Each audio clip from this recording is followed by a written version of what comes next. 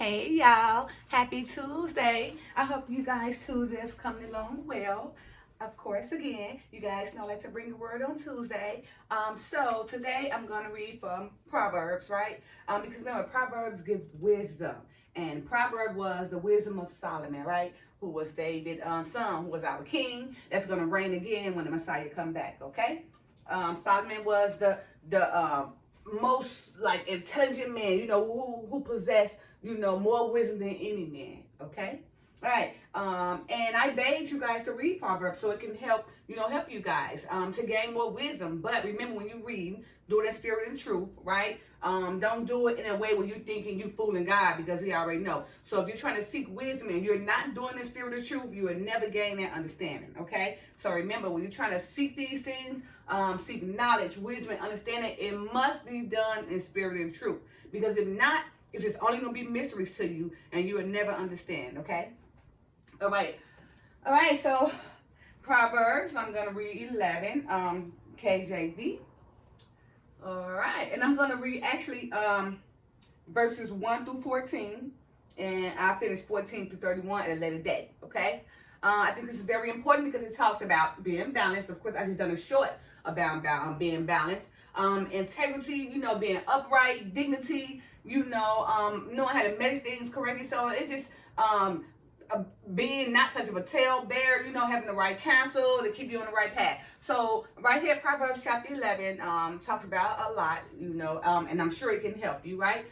So again, I'm going to read Proverbs chapter 11, verses 1 through 14. We're in the KJV, King James Version, okay, Bible. All right. So chapter 11, the header of this Bible, because some Bibles have header, the header of this Bible says, the state and rewards of the righteous and the wicked are contrasted. When a wicked man dies, his expectations perish. He that winneth souls is wise. So it's telling you right there in the header itself, when a wicked man dies, his expectations perish, right? Because when you're wicked, your expectations come back on your expectations fall in the pit anyway because you're not doing the righteousness, okay? So that's why I say your expectations perishes because you can never get it fully because of the way you're going about it.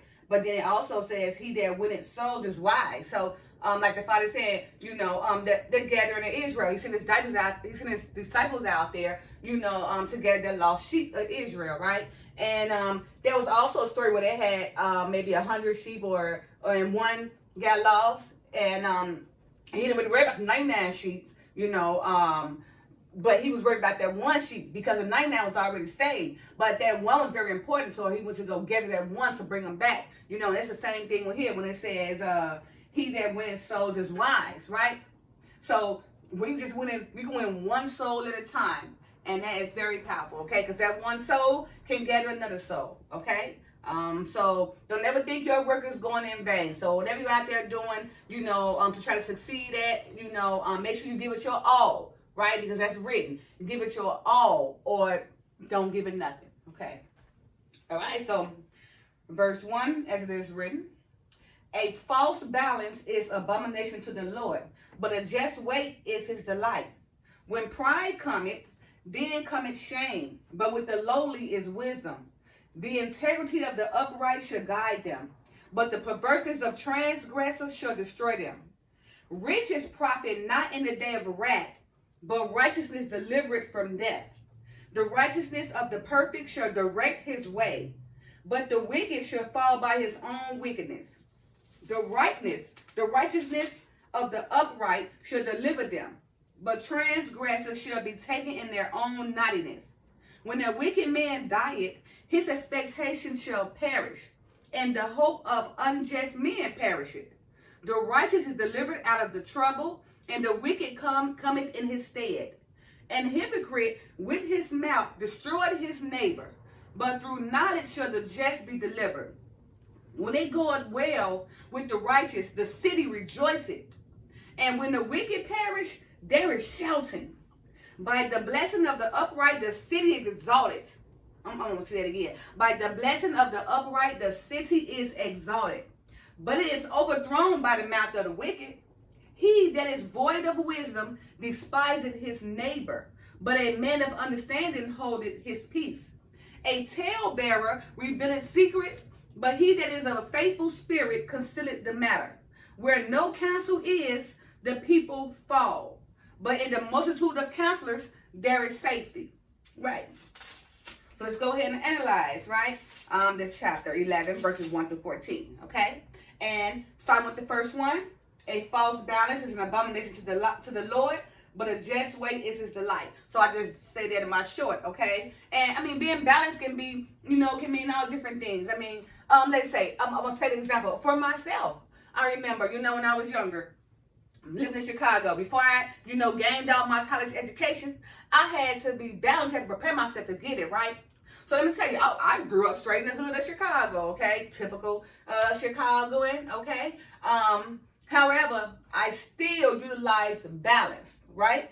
Now, I'm sorry, I used to be out there hanging out with my friends, we out there, whatever, chilling, partying like some rock stars or doing whatever, I wasn't doing too much though because I knew the things I had to do. So now we'd be out there, I'd be out there with my friends, we all out there having fun.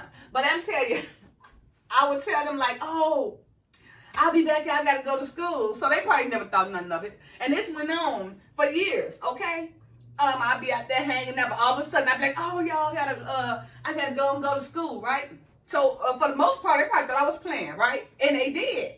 In the future, I found out. So all this time I used to be hanging out and I used to be leaving, telling them, oh, I gotta go to school, right? Some people thought I was playing, right? Now, just to put the balance part in, right? Oh, I was hanging out and everything, but I still need to take care of myself, right? So I went to school. There was a balance there, okay? Hanging out, but and leaving them to go to school. Because if I just hung out all day and then prepare myself, I'd still be on the corner hanging out with them right now. There would have been no balance. So balance can come in all form, fashion, and ways, okay? That was that prime example. Like I said, I used to hang out with my girls and my guys. We used to be partying, we used to have fun.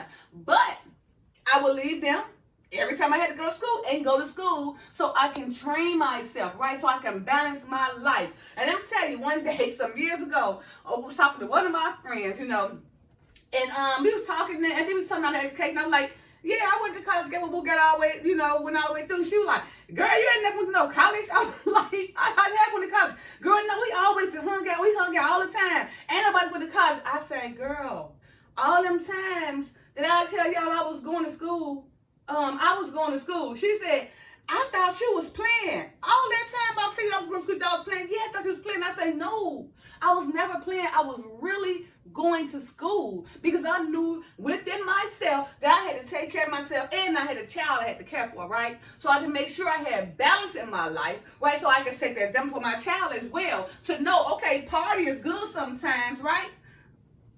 But, you also got to prepare yourself. So you got to be balanced, right? And, I mean, we can talk about, let's talk about the balance of the man. Like, let's say, average man, he grew up in the hood, whatever. Now, he became so successful making all this money, right? Now, he loves his people in the hood. I love my people, so I can't forget where I come from, right? So that's still balanced. But when you become so successful, now you got these people in the hood turned against you. Now they start to say that you think you better than them. So now you got to make this decision to either come in this hood every day and risk getting killed or go to a neighborhood. And also keep in mind that you never forget where you came from, but you got to have balance so you can protect yourself and your family, right? So that's part of balance too, okay? Like I say, so balance is very important, and a false balance is an abomination to the Father. A just weight is his delight. So be balanced in everything you do, okay? So you can be able to make the right decisions to go forth in life, okay? All right, verse number 2. When pride cometh, then cometh shame, but with the lowly is wisdom. All right, so when pride cometh shame. Most of the time when pride comes, somebody's gonna fall, right? Something that took place in their life, and something about to happen, but because they don't want to take accountable for it or admit it, they go just get very, very prideful. Then that great fall take place, right? And that's what happens to most people, prideful, right? But when he say, but with the lowly is wisdom, he just saying the humble. When the humble is humble, wisdom comes to them because they're humbling themselves to receive that wisdom. They're not all over the place trying to be pride and arrogant and let everybody see them and show everything about them. But no, they laying back, taking it all in, observing, watching this, watching that, so they can make decisions, right? Because in their mind, they ready to conquer the world. Why you sitting up here with these little ideas, being arrogant and prideful, that's only going to take you from day to day. They sitting around humbling themselves, gaining wisdom, so they can come be your king or queen, okay? To control everything in the righteous way, all right? Now, number 3, verse 3, the integrity of the upright shall guide them, but the perverseness of transgression destroy them. So the integrity, like just having integrity, walking in life and being respectful, having integrity to yourself, having respect for yourself, don't getting caught up in stuff that disrespect to your mind, body, and soul, but being an upright person, standing upright and have respect for you, your elders, whomever you're around, and setting an example so they can walk with an upright upright integrity too. Because whether you know it or not, people that integrity get great respect and also, be trusted by many. Okay, but the perverseness of transgression should destroy them, right? Okay, so this just basically means an integrity person who is upright. If you stay unmovable, then this perverseness of the transgression will not destroy you. But you got those that's integrity, but they be so naive. Right? They naive, they know right from wrong, but of course they want attention or they want to be wanted or liked, so they go get caught up with somebody, okay? And now, I guess this person they see their life is so fashionable and, so fashion and fierce, they like that, right? And so they want to do it too. So now, the things that this person doing is convincing them, persuading them with all their transgressions, right? Cause them to get caught up in that same very lifestyle, which leads them to fall. Okay, so if you upright, stay upright and be unmovable. You know what's right from wrong. Being balanced. So if this person come in your life, like what he take you to, being balanced and stay no. Okay, move forward, keep it moving. Verse 4: riches profit not in the day of wrath, but righteousness delivereth from death. So riches profit not in the day of wrath because you can't take it with you, right? So when the Father come out of his wrath, them riches you got gonna stay right on here. And it's going to be taken by Israel, the chosen people anyway. Trust me, because we, like the Father says, is written, we will go out with great substance. So all the rich that people have, it's been prepared for his chosen people. All the ones that have gained all that riches and that wickedness, and when the wrath comes, they can't take it with it. But all those richness, all that they have, is going to go right to Israel anyway. Because like I said, as it's written, Israel will leave out great substance, right? Esau is the tail, and Israel is the head, and Esau's the tail, whatever. But something like that. I'm gonna say whatever because when Abraham and Rebecca, when she had her 2 kids,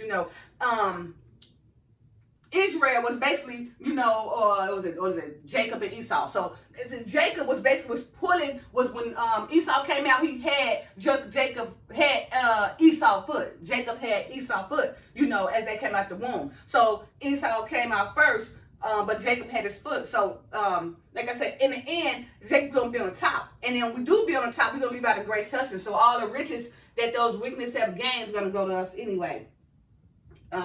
But the righteous delivered from death. Right, so it's saying, but the righteous delivered death because the righteous will receive eternal life. Even though they may die here in the physical world, but spiritually and eternally, it's going to be forever, okay?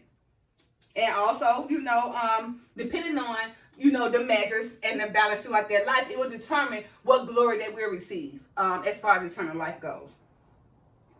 Verse 5, the righteousness of the perfect shall direct his way, but the wicked shall fall by his own wickedness. And I spoke about this before, okay? Again, the righteousness, the perfect should direct his way, right? So that means, if you righteous, basically, anything that's good, the Father's leading you. So if you righteous, the Father's going to lead you anyway. Who was that? Elijah, when the Father had took him in that whirlwind, I think it was Elijah, right? When the Father took him in his whirlwind, what was his last statement? He pleased God. See, he knew he pleased God, which was the reason why the Father, took him up in the whirlwind and didn't let him die, but translated right on up to the spirit world, right? because he pleased God. Okay, so like I said, the righteous of the perfect shall direct his way. So if you're doing righteous things, you are pleasing God, and he's going to direct your ways, right? Because they're good ways. Okay, but the wicked shall fall by his own weakness. Like I said, the weakness, they're going to fall in their own pit. So don't be all amused and amazed and glad because they making life look so good and they profiting with all their evil and wickedness, because remember, they're going to fall in their own pit. It's only going to last for a season, but the righteousness lasts forever. So don't get it twisted, okay? All right, verse 6. The righteousness of the upright shall deliver them, but transgressors shall be taken their own night. And it's the same thing. The righteousness should deliver because they're righteousness and they're pleasing the Father, and the Father is leading their ways, directing their paths, because they're listening, they're being humble and not arrogant and prideful. But the transgressors should be taking their own knowledge. Yes, they're going to fall in their own pit because they too arrogant and they prideful and they lean on their own gods, their own idols, their own money and their own gold and their own silver, and what's so crazy is the same God they lean on, they got to carry it. But the real God carries us, right? So you got to ask yourself, all these idols, that's your God, you got to carry it around with you, right? But the Father carries us. So ask yourself that question. Do you got to carry your God, or is God carrying you? All right, verse 7. When a wicked man dieth, his expectation shall cherish, and the hope of unjust man perisheth, right? So I said before, when he dieth, his expectation shall perish, right? He shouldn't expect eternal life. He shouldn't expect nothing good out of it because he lived his life in wickedness, right? He should only expect to be damned, right? Eternally damned, for the rest of his spiritual life, okay? And the hope of an unjust man perisheth. All right, same thing, unjust, somebody being wicked, not righteous, making all these decisions that lead them to perish or destroy them lives, okay? All right, verse 8, the righteous is delivered out of the trouble, and the wicked coming in his stead. Again, the righteous is delivered out of trouble, and the wicked come instead. So y'all know that little verse, as it is written, nothing can profit us form against you, right? Because you righteous and the Father delivered you, right? Deliver you out of trouble. So when people try to come against you, if you pleasing to God, and doing what he needs you to do, then he's going to deliver you anyway. So no weapon formed against you shall prosper. So many people come against those in God. Just take an example for Nehemiah. When they was building the wall, when King Darius was the king, and the temple had got broke down. And that was during the reign of King Darius when Esther Mordecai was around as well, okay? And the temple got broke down. But Nehemiah had received instructions for the Father to start, building the temple, right? And he was unmovable, right? That started getting to people, right? Because he didn't want to get caught up or anything like that, right? His focus was building that wall and getting to Jerusalem, getting to Israel to build that wall. But you had those who was plotting on him, right? But he had discernment, and the Father delivered him because the Father sent him messages. The people was trying to get him to come, to set him up to kill him because they didn't want him to build that wall, right? And what he told his prophets, oh, no, they're trying to get me to come because of mischief. They're trying to kill me. He already knew. So the people of the Father, we be knowing when it be mischief trying to set us up. It's just up to us to listen. You already can see right through that picture. Like, oh, when you spiritually divine and everything, you can see right through a person, right? You can tell that person out within 5 minutes if they deal folly, if they good, if they evil, if they have integrity, if they have morals, if they have the gifts they can set up. When you spiritually divine, it's already there. The Father gives you a sense of discernment so you know who to stay away from. So Nehemiah knew not to go over there. They sent that letter trying to get him to come over there. He didn't go because the Father had already let him know, don't go. They're trying to set you up to kill you. All right? So that's what it means that, the righteous man delivered out of trouble. But it also says, and the wicked coming in his stead. Because when somebody sees the righteous man, the wicked want to come and try to entice and try to do all these things. But why it's important when you're being righteous to be unmovable, right? Remain unmovable. Don't let people be so easy to entice you. Because it's also written, don't be weak. When you go through the trial and tribulation, don't be a weak man and fall from the first thing, but stay strong. Okay? All right. Verse number 9. And hypocrite with his mouth destroyed his neighbor, but through knowledge shall the just be delivered. Right? You see that hypocrite? I've had it done to me. People watch you and they go make all the reputation, whisper something in somebody's ear, lying. just lying on you for no reason though. They don't even got a reason to allow you. Matter of fact, I'm gonna take that back. The only reason they got to allow you is because they evil and they see you shining or they see the light. So because they see that light, they want to make it dark for you, right? So they go around spreading all these rumors and reputations, trying to bring your name down, rub it in the ground, right? Remember, no weapon formed against you shall prosper, right? If you're doing the right thing and pleasing the Father, He's gonna deliver you from that anyway, right? Okay, so but through knowledge shall the just be delivered. So as long as you know knowledge, you know the word, you know what the Father said, because whatever He written in His Bible, whatever He had written in His Bible, you know, His word, it should be fulfilled, it should not return void. So you already know what His promises. He's telling you what you're gonna do. He's telling you to follow His laws and commandments. He gonna take care of you, right? So when you know that knowledge, you already know what to expect. So you know how, to take care of yourself. You know how to walk that walk. You know how, to treat people, how to talk to them, because you understand. It's just they don't understand. All right. Verse number 10. When it goeth well with the righteous, the city rejoiceth. And when the wicked perish, they were shouting. Right. So when it's going well with the righteous, let's just see. Just say with the great kings, right? Enoch. Oh my goodness, prime example. A lot of people don't believe Enoch, but I done read many books. Yes, I done read Enoch too. Enoch had a whole city of Enoch, right? He made sure, that his whole city, nobody was hungry or anything. Everybody was equally distributed amongst one another. So when not one person had more than the next, right?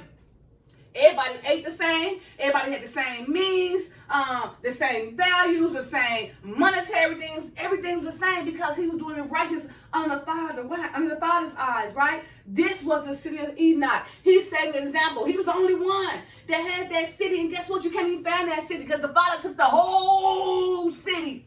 The whole city, because Enoch was so righteous.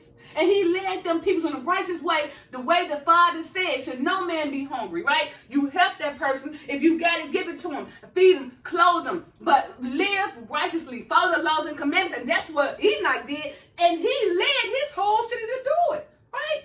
So the city rejoices. They were so happy. And never again has there been another city like Enoch's. Okay? And it says, and when the wicked perish, they're shouting. When the wicked perish, they're shouting, right? So when that wicked man died, they're like, oh, whoa, dang it. Man, I'm so, whoa, my goodness. Oh, it's a sense of relief. That's how people be, right? When them really evil people be taken down, sure, you'll be amazed how people that man like, I wish she go die and go kill herself or something. This is don't even make no sense. He coming around, he making everybody, dividing everybody, making everybody crazy, making everybody go kill each other, starting wars. I mean, we all know people who done that. Or no other person who did that, or heard of a person who done that, right? So when that person do perish, you'll be happy in the chamber, like, man, I'm so glad. Woo! Because sometimes that stuff can be very stressful, and it affects you. It really can affect you when somebody in your life causes you much distress, or evil person. So when that person do perish, it'll be a sense of relief. Okay, I'm sure many of you guys can agree. All right, verse 11. By the blessing of the upright, the city is exalted, but it is overthrown by the mouth of the wicked. Okay, so again, by the blessing of the upright, as far as Enoch, like I just said, he was an upright man. So his whole city was exalted. The Father exalted his whole city and took him all the way on to heaven. That city was never found again. Nobody know what happened to the city of Enoch, because it was gone. Enoch walked with the Father, and he took his whole city with him, right? So they was exalted by the Father. It was because Enoch was pleasing to God.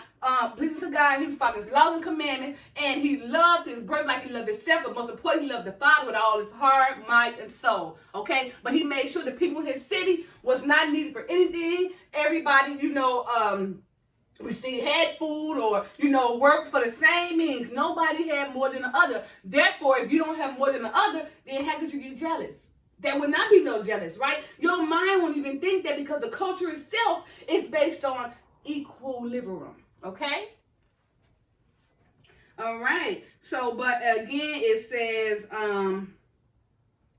but it is overthrown by the mouth of a wicked. I said that, you got people come in, like I say, and whisper in your ear, can see something going on. I mean, prime example with a job, you can be so good at your job, and everybody know you good. They know you good. They know you can get a job done and everything. And people depend on you, right? And so many people depend on you like the guru. And they see so many people depend on you. But you can have this one person come in and focus their attention on you and watch you because they see you getting all the light, all the glory, all the shining, and they hate them. They eat them in the side like, oh, they at home plotting, trying to figure out how they going to get you and bring you down, right? So now they're lying on you, saying one thing to a person. You got those that weak mind too. Then this same person that been knowing your reputation and been around you for all these years, knowing that none of this stuff is true about you. But because they also have folly with them, that person that's coming to create the drama come whisper in their ear, and because they unhappy and got folly with them, and also jealous of your success, they with the lie. So they gonna help you do the lie, right? So now they got all these people trying to come get you to spread the whole rumors. What?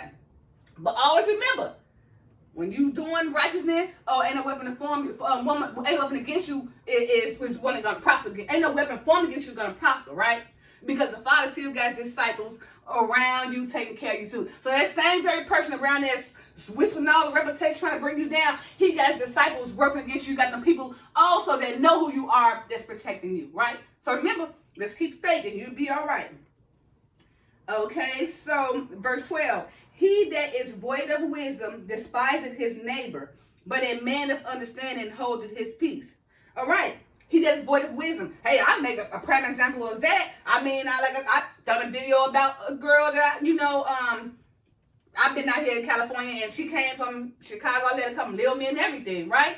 All the things I was doing for her, she felt like she was taking my kindness for weakness, right?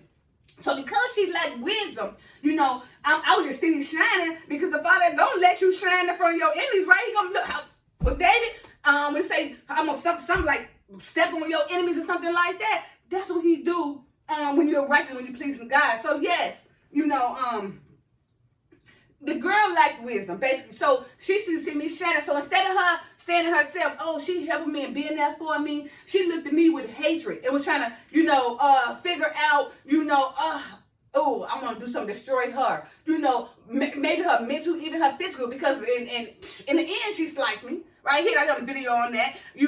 Sliced me, a girl that came from Chicago that I took in, that we went to high school, grew up around the same neighborhood and everything. Because she lacked wisdom. In her mind, she started disliking me, making herself believe that I'm trying to be better than her. And all I was doing was being there for her. Right? So she made herself believe that, right? And I caused myself something. I mean, I'm partially blamed to it too, because had I not been around her, I peeped those red flags. But sometimes we be more than friends, right? You know what I mean? And I knew this girl, from grammar school, from high school and from the same neighborhood. So I never thought she should do such a thing, right? And being that we both from Chicago, I'm thinking in my mind, man, we got to make this work because we both from the same place in a strange world. We need to make this work. So, of course, we do certain things to get friends and try to maintain friends, but sometimes it be worth it. Because in the end, I had got a lifetime scar. And in the end, she went to go get some fake breasts and liposuction and everything because she hate herself watching my real breasts, you see? So she lacked wisdom, which caused her to go destroy her own body. Okay? But a man of understanding holding his peace. All right? And even though, see, like I'm telling y'all all that, I had sensed all that. I seen all that. But I held my peace. I didn't even say nothing to her about it. I was just trying to love her because she needed love. And I was trying to be there for her and help her. So I held my peace. And yes, I did see in the flesh. And maybe I was a little bit naive because I'm just thinking to myself, we can make this work. Look, we both from the same city and state, even though we out here in a strange land. I'm opening up to her so we can make it work. Even though I seen the flags, I saw the enemies, I saw the judgments, but I just tried to continue showing her light and showing her love, hope she overcome it. But what happened is, it made her hate me even worse to the point where she really wanted to kill me. And could have almost got away with it, okay? And again, she still never went to jail for it. I tried to press charges and everything. Let me tell you how it never worked. The court system never took this girl to jail. And I know I had prayed to the Father to avenge me. And I know that's his way of telling me, don't worry about it. I got you. She got hers coming. Trust and believe me, she's probably going to be mentally the same. Body's going to break down. It's going to come back. And then when it very come back, she's going to think about me. So he's trying to tell me. And I wanted to sue him and everything, right? No. He said, don't sue her. Let it go. The court's going to be prosecuted. Let it go because he's going to avenge me. Okay? All right. Verse 13. A talebearer revealeth secrets, but he that is of a faithful spirit concealeth the matter. Okay, so a talebearer reveal a secret. So that's just a person you tell somebody something. Because whether you guys know it or not, we really can't hold things in.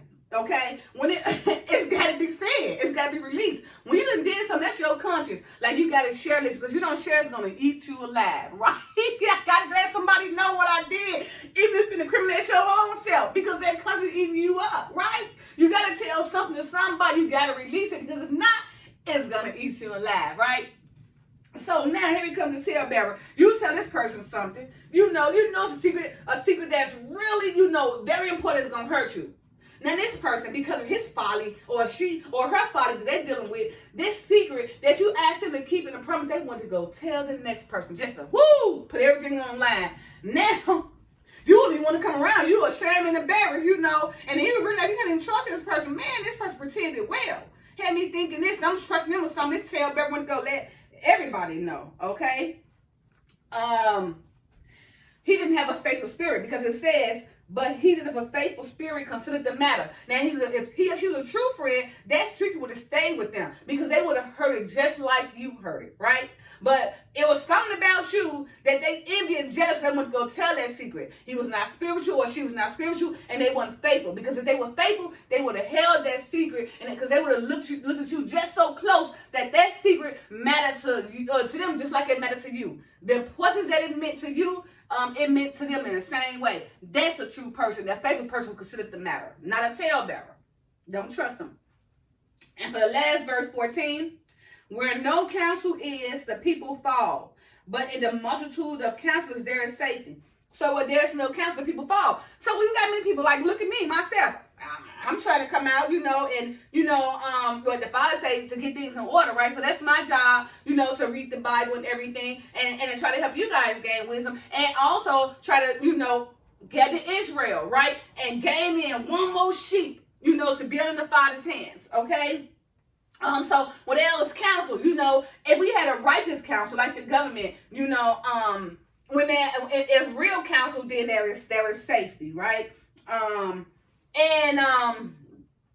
You don't have to worry about the people falling so much, right? When there's righteous counsel, because with righteous counsel, people feel more secure. That they got somebody they can depend on. That this person, is upright in integrity. So this counsel is doing what they gotta do. To keep the minds of the people mentally sane, right? Because with bad counsel, the people fail, right? And they become mentally challenged. They doing all these crazy things. That's how you get the war and the killing and the shooting and all this kind of stuff, right? But in a multitude of counselors, there is safety.